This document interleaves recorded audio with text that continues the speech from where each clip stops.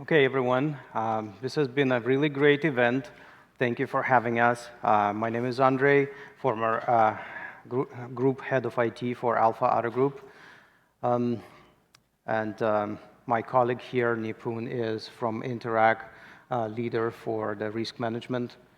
Hey everyone, good afternoon. Hope everyone is still energetic, right? It's that hour of the day when everyone is checking for their go train schedules, right? But bear with us for those 30 minutes and we'll talk we have some interesting conversation. I am with Interac, product risk lead.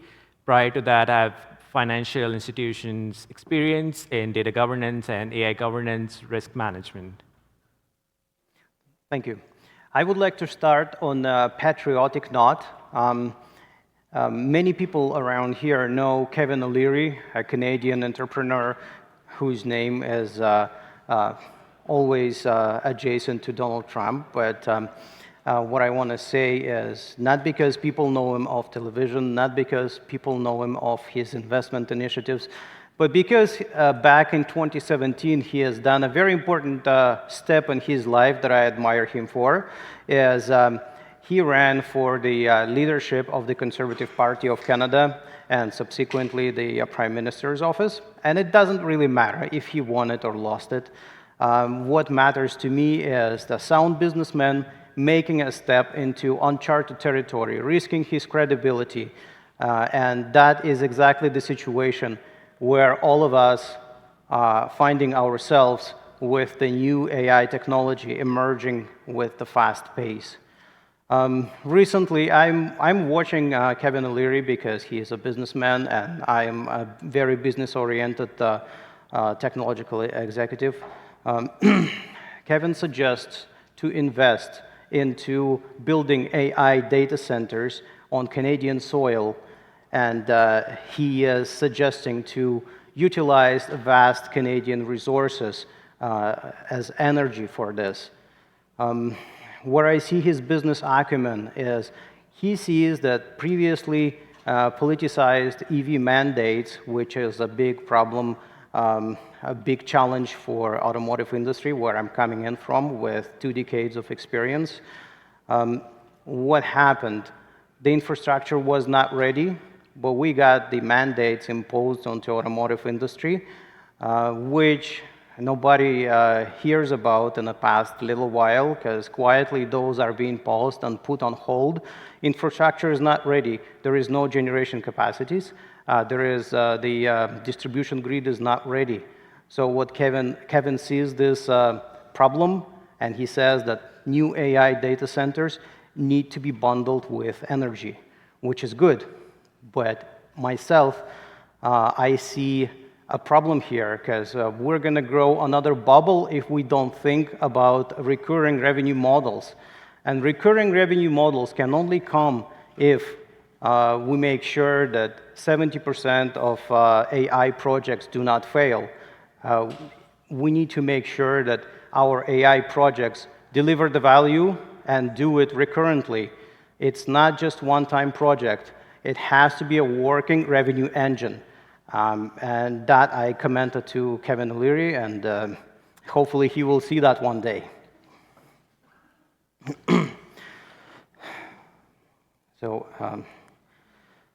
now I want to talk about why am I commenting to businessmen like Kevin O'Leary and standing on this stage. Is because for the past 4 or 5 years, I've been working for the Canadian company, Alpha Auto Group, who has grown in my tenure by 50%, expanding the business into US, acquiring 5 stores in states like California, New York, and Oregon.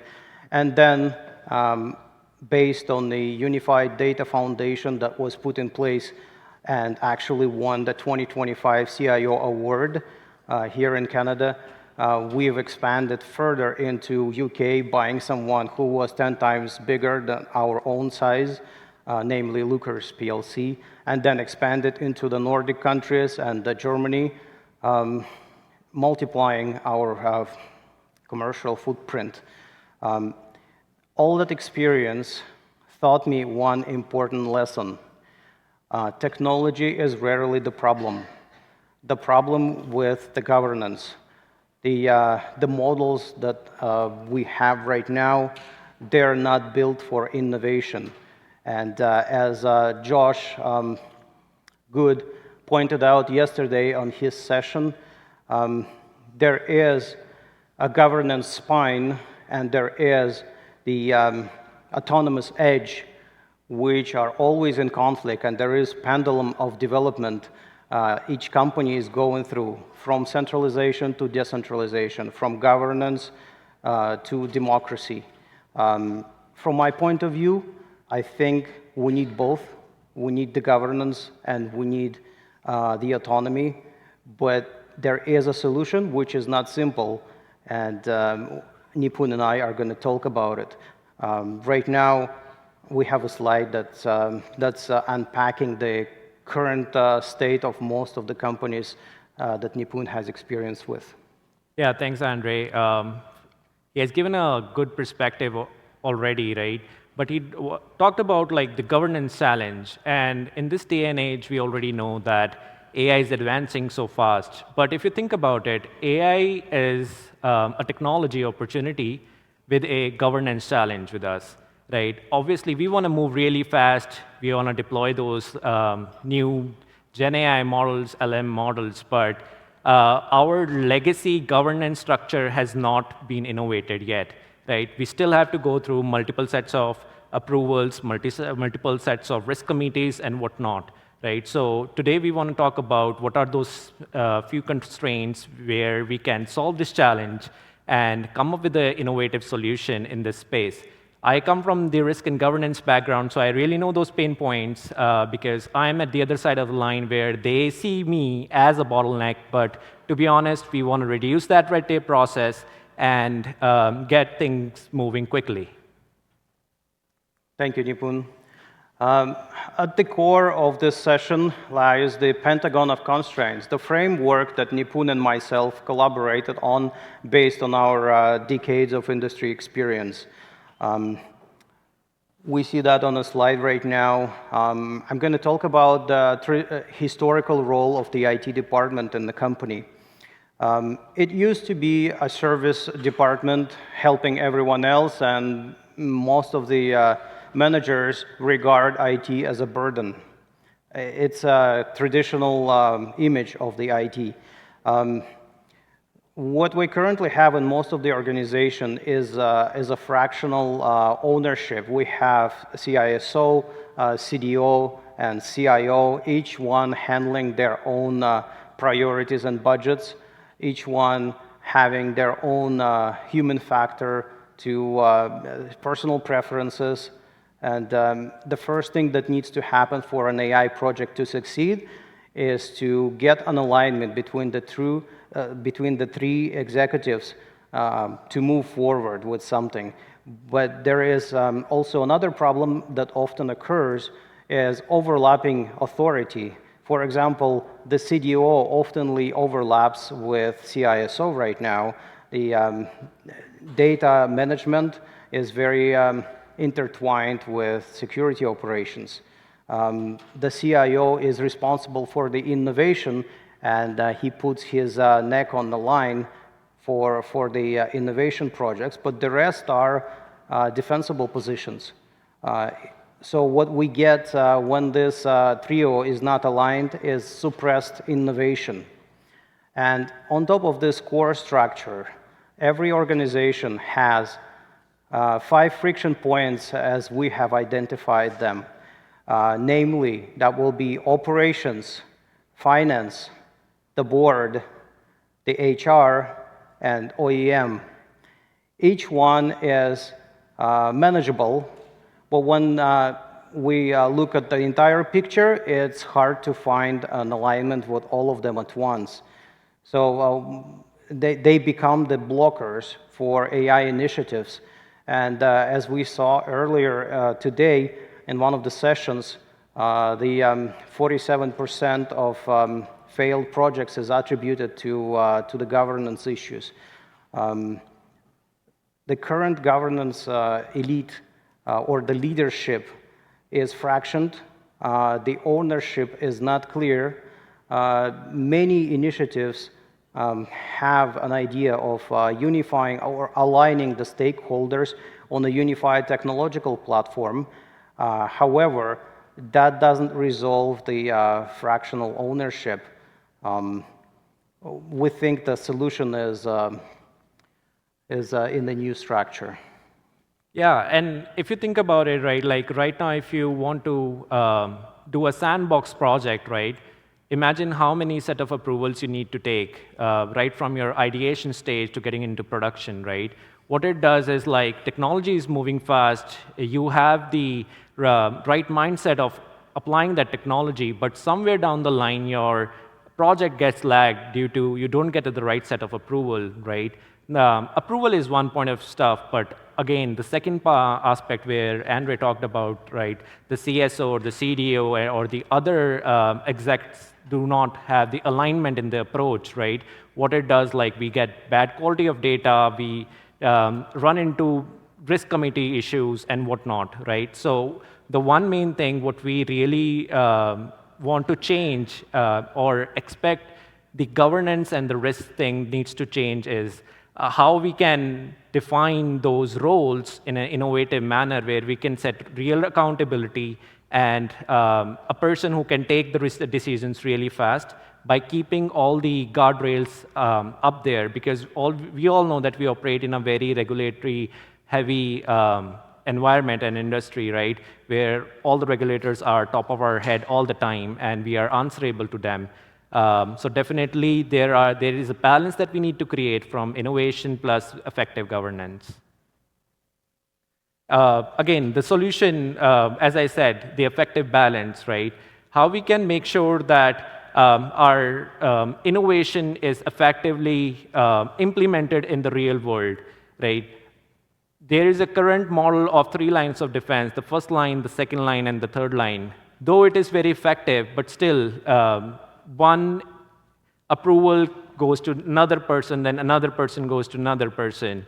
I reckon a problem where we were trying to onboard this vendor, but still like 4 months down the line, it is still in the process of the red tape, right? To solve that challenge, I guess the main idea behind is to engage those risk teams, those governance folks at the ideation stage, so that they would know what they are stepping into, what controls they have to create from the very beginning, which approvals are the bare minimum we need to take, what are those risk tolerance level of your organization that we need to keep in mind while designing your idea, right? What it solves is, once you are already into the discussion phase and trying to move ahead, you would have a solid process in your hand, which is reliable, consistent, and auditable. Yeah. What I think is missing from most of the conversation is one key point. A lot of the companies assume that control comes after the speed. In reality, it is not. You cannot exercise control on top of the AI models. You have to design the governance system from the scratch with, at the same time as your AI models ecosystem. Here comes the idea of the new leadership that needs to lead this, because unfortunately the old leadership is resistant to changes, as it's been outlined many times. There is different reasons for that. Fractionality is one of them. Federated responsibility that's being imposed in the form of the committees is also not working out. There has to be a single-threaded responsibility model which can manage all aspects of AI and innovation. Essentially, what's going to happen is the new leadership elite would have to blend the fractioned roles of CISO, CDO, and CIO in one package. This one person should be executing AI projects. He should be incentivized not on spending budgets, but on the final result and on making that result recurrent. The only way we see that achievable is if this particular new role in the organization is bundled with the latest AI tools such as anomality detection agents, agentic AI, and a contextual BI, which would explain any possible anomaly that occurs. That will ensure that we are transforming our enterprises from the posture-managed governance over to continuously managed governance that will allow us to scale at speed. Yeah, so you talked about scaling at speed. I have a real-life example where we have to develop a procedure document. It took a year to make all the stakeholders come at the same table and to have an alignment, right? Can we do it in this day and age? No, we have to really move fast because technology is moving fast. So the fragmented leadership model needs to change, as Andre said. And once we have more clear structure, less steering committee members, defined roles with an innovative approach, we can really reduce that. And I can have another real-life example where there is a role got merged with the CFRO as a CFRO, which is a combination of finance and risk. What it does is that particular individual exactly knows where to put that money in, considering the risk is covered, right? So again, another set of innovation in the leadership model, which really provided the dividends in spearheading those processes. All right, I think we're at the end. Key takeaways: we need repeatable ROI, we need runtime governance, and we need single-threaded accountability for AI innovation. That will propel us, and hopefully Canada will not lag behind the leaders like China and India in AI innovation. Thank you. Yeah, I just want to touch on a little bit on the repeatable ROI, right? It is really important because nowadays we have so much of budget for the name of AI, right? Like every team will have an allocation to do something in AI because our peers across the street is doing something, right? But nobody knows that from ideation to actually going into production, what they are trying to build, right? What exactly that ROI will be? What will be that outcome? And whether that outcome is aligned with the board's approach with their financial results. A lot of teams are just building their sandbox sideline projects, but what they are missing is the exact ROI, what they want to achieve from it. So I guess the clear accountability with having a right set of approach and having a desirable result in the mind is the key to scale AI, having the risk and governance aligned with you. That's great. All right. Excellent. Well,